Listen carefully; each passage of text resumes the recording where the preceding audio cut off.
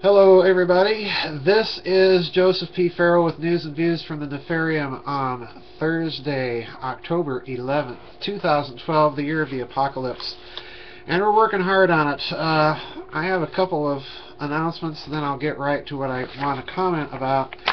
An article from Russia Today, again, and some interesting developments in Europe and old news in North America. Anyway. I'm still hard at work on Covert Wars and Breakaway Civilizations. I'm in the middle of a particularly difficult chapter right now. I finished one. This will be another difficult chapter. I have about 6 to go, so I'm about halfway there. It doesn't look like I'm going to make my November 20th deadline that my publisher set without notifying me. So, I'm hard at work on it though, folks. Bear with me, and I do have Dr. DeHart and I have been in some talks about doing our next Apocalypse Theater Volume 2 book. So lots going on, so bear with me, and I want to thank everybody for sending me. I'm overwhelmed by the articles that you all are sending me, and it's really interesting to watch what you guys are picking up on, so I want to thank everybody for that. Now, let's get on to the news. I want to talk a bit about the secessionist movements in Europe and some implications for North America. This particular article I want to read to you from. It's very short, but it's very thought-provoking if you kind of read between the lines from Russia Today. And this is an article that appeared just a little under a week ago on October 6th in RT, Russia Today's website. The article is entitled "Venice to Rally for Independence from Italy." And we've been watching these secessionist movements in Europe. We have one in Scotland within the United Kingdom. We have one, of course, in Spain, in Catalonia, the region around Barcelona. And I want to talk about some of these things and what they might imply. But let me read this one. Venice to Rally for Independence from Italy. This one I find so interesting and so very suggestive. And I'm going to speculate wildly, as I always do. The article reads, "A mass rally is to be held on Saturday calling for the region's independence from Rome.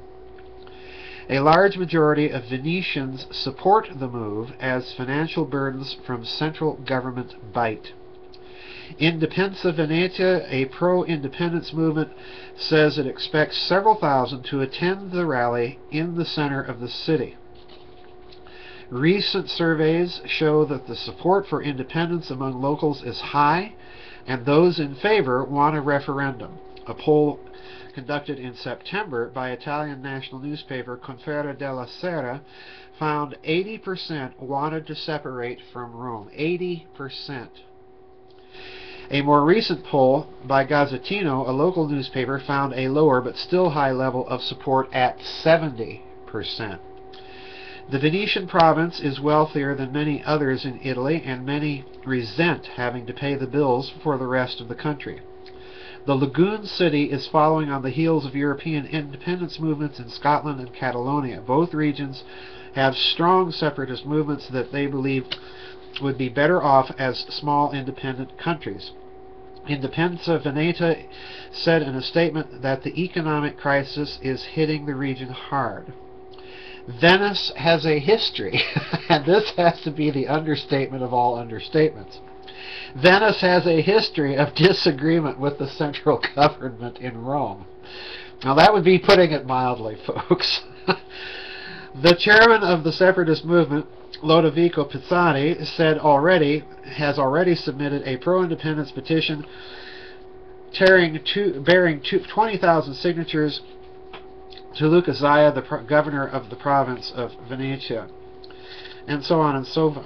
And the article ends with, "The Venetian Republic was once a prosperous trading state that lasted for 1,000 years. There's that source of difficulties with Rome. Until it was occupied by Napoleon Bonaparte in 1797. It was only incorporated into the rest of Italy in 1866. All right. Now, I find this really interesting, folks, for any number of reasons. And the first is, I'm going to speculate wildly here. The first is, of course, that Venice was, as the article points out, an independent republic for about 1,000 years until Napoleon Bonaparte occupied it in his Italian campaigns in 1797. Venice came close several times previously in that history to losing that independent status, particularly during the War of the League of Cambrai. And I don't want to talk too much about that other than to say that the War of the League of Cambrai, if you haven't studied it, is a very interesting thing, because this was the first general European war in a certain sense. It was basically everybody in Europe ganging up on Venice because, to put it bluntly, most of Europe had had it with the banksters of Venice, with the financial oligarchy of Venice. And that's the source of that independence from Rome and everybody else. Now, there are certain authors out there, researchers, Webster Tarpley being the premier example, who have argued that the financial oligarchy of Venice, when they saw the demise of Venetian independence fast approaching, began a strategic transference, a strategic evacuation of their fortune, of their financial power, first northward into southern Germany, then to Amsterdam, and then finally across the Channel into what would eventually become the City of London. Now, I'm one of the people that happens to believe that that is substantially true. So, in a certain sense, you could look at this article and argue from that long view of history that the oligarchy may be trying to get back to their historical roots of an independent Venice. But now, more realistically, I think what we have with these secessionist movements is something that we're going to see come home to roost in America. We've been seeing it. If you've been watching presidential selections in the United States of America, and to a certain lesser extent Canadian politics, national politics within Canada versus provincial politics, I think you've seen an interesting thing develop. Back in 1981, there was an American author by the name of Joel Garreau, and he wrote a book published in 1981 called The 9 Nations of North America. And what he was arguing in that book was really, instead of viewing the United States as a collection of independent states, that you should view North America, both the United States and Canada, as regions, or really, in a certain sense, nations in terms of their culture. And he had 9 regions. Very interestingly, 2 of the regions were on the extreme west coast, the Pacific coast of the United States, and the extreme northeast. And if you look at the so-called red states and blue states within American elections, you can see that politically these regions have much more in common with each other than they do with the regions of the United States, or for that matter Canada, that encompass the South, the Southwest, the vast Midwestern plains that stretch all the way up into Manitoba and Saskatchewan in Canada. And then, of course, you have the great Northwest region, which would be Montana, Idaho, interior Oregon and Washington, sweeping all the way up into Alaska. These are distinct regional cultures with their own distinct regional outlooks. And I can honestly tell you, as someone from the Midwestern United States, I have personally always felt like I was visiting a foreign country when I go to the northeastern United States, or for that matter when I go to the West Coast, because the values, the culture, the outlook is very different from those regions to the region I was raised in. And I would suspect that people from those areas feel the same thing coming to the Midwest. Now, Garreau is interesting because he constitutes one of the major sources for Dr. DeHart and my book, Transhumanism. So in other words, he's suggesting, and this study incidentally was based on a study done by the KGB back in the Soviet era that projected a long-term strategic outlook for the United States and Canada. And basically they argued that eventually these unions would collapse and you'd see secessionist movements. Now, what I find interesting is RTTV is echoing, essentially, that point of view when it's arguing that economic tensions are driving these separatist movements. And that's very true, because let's go back to the situation that obtained in the United States of America prior to the war between the states. You had economic tensions and differences essentially driving what would eventually happen.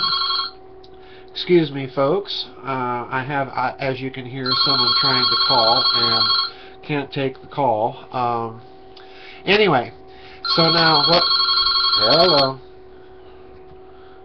What we have is a situation where the economic tension drove the northern and southern separationist movements. All right, technology played the major role. The South, because of its adherence to slavery, was unable to keep up with the economic development of the North, and that, of course, eventually cost them the war after their secession.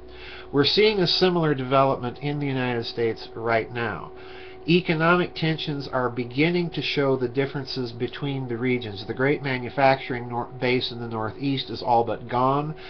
It's all but gone from areas of heavy manufacturing that used to be heavy manufacturing, such as Detroit and other areas in Michigan, and so on and so forth. So I think what Russia today is suggesting is that you're going to see a development of secessionist movements within North America eventually as well, when the economic situation becomes difficult. And this may be a clue as to what's going on behind government purchases of ammunition. Now, I want to suggest something here. Something to think about, something to ponder, something to discuss and talk about. Because at one level, I can fully understand the secessionist mentality.